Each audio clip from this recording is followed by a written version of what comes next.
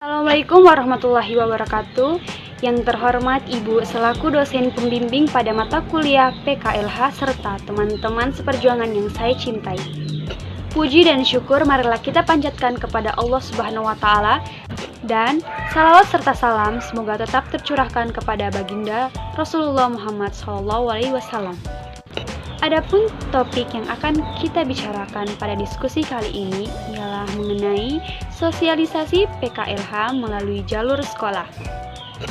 Saya, Sri Ayu Putri dari kelompok 12, selaku moderator yang akan membimbing jalannya diskusi ini.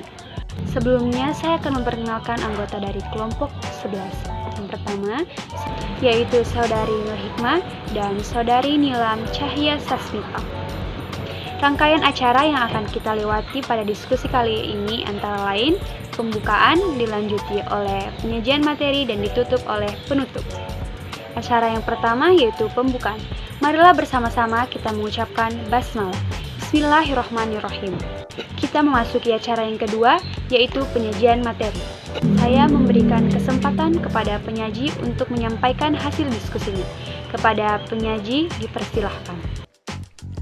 Sosialisasi PKLH. Sosialisasi PKLH dapat diartikan sebagai proses penyebarluasan pengetahuan, nilai-nilai peraturan kependudukan dan lingkungan hidup dengan tujuan agar masyarakat memiliki pengetahuan, kesadaran sikap dan tindakan yang rasional dan bertanggung jawab, serta berpartisipasi aktif sebagai individu maupun sebagai anggota masyarakat dalam menangani berbagai masalah kependudukan dan lingkungan hidup.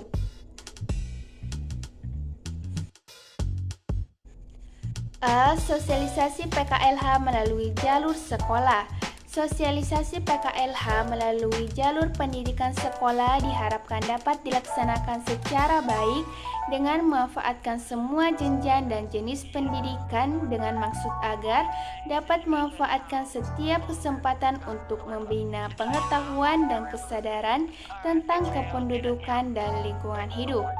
Di tingkat perguruan tinggi, PKLH disampaikan melalui pendekatan monolitik, sedangkan di tingkat sekolah dasar dan menengah dengan pendekatan integratif.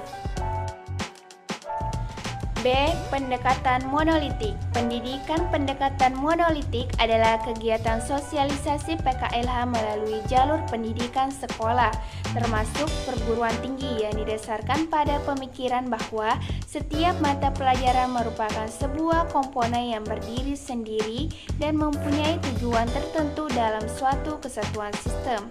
Dengan demikian, apabila sosialisasi PKLH dilaksanakan dengan pendekatan monolitik, berarti PKLH diajarkan sebagai sebuah mata pelajaran kuliah yang berdiri sendiri. C. Kelebihan dan kelemahan pendekatan monolitik. Kelebihan pendekatan monolitik yang pertama, mata pelajaran yang berdiri sendiri dan evaluasi belajar bisa lebih jelas dan mudah. Yang kedua, persiapan mengajar lebih mudah dan bahan-bahannya dapat diketahui dari silabus.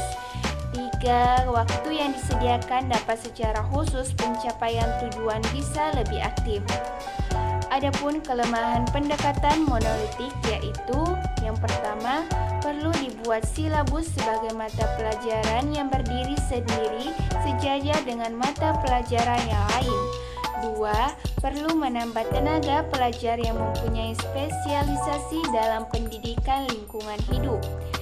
Dan yang ketiga, kemungkinan menambah beban belajar siswa dari mata pelajaran yang ada sekarang dalam kurikulum. Materi selanjutnya, pendekatan integratif.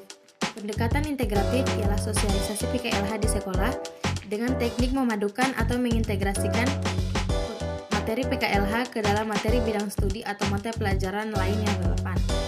Teknik pengintegrasian harus tercermin dalam 4 hal, yaitu integrasi dalam kurikulum GPPB, integrasi dalam satuan pembelajaran SP sebagai penjabaran dari GPPB yang telah terintegrasi. Yang ketiga, integrasi dalam proses pembelajaran sebagai pelaksanaan dari SP yang terintegrasi. Dan yang terakhir, integrasi dalam penilaian, baik dalam penilaian formatif maupun penilaian sumatif. Kelebihan dan kekurangan pendekatan integratif. Kelebihan pendekatan integratif antara lain tidak perlu menambah tenaga kerja pengajar khusus di bidang PKLH dan makin banyak guru mata pelajaran lain yang terlibat sehingga siswa memperoleh bahan yang lebih banyak. Sedangkan kekurangan pendekatan terpadu antara lain perlu adanya penataran guru untuk pembelajaran PKLH yang dipadukan, perlu mengubah silabus dan jam pelajaran yang telah ada, timbul kesulitan proses untuk memadukan PKLH dengan pelajaran lain, kemungkinan tenggelamnya korban PKLH ke dalam mata pelajaran lain dan sebaliknya. Keterbatasan waktu yang tersedia dapat menghambat tercapainya tujuan dengan baik, dan evaluasi perlu cara khusus karena ada dua tujuan dalam suatu kegiatan pembelajaran. Itulah tadi pembahasan materi dari kelompok 11. Semoga apa yang telah disampaikan dapat dipahami dengan baik oleh teman-teman sekalian. Saya selaku moderator dari kelompok 12 memohon maaf apabila ada salah kata. Saya akhiri dengan ucapan wassalamualaikum warahmatullahi wabarakatuh.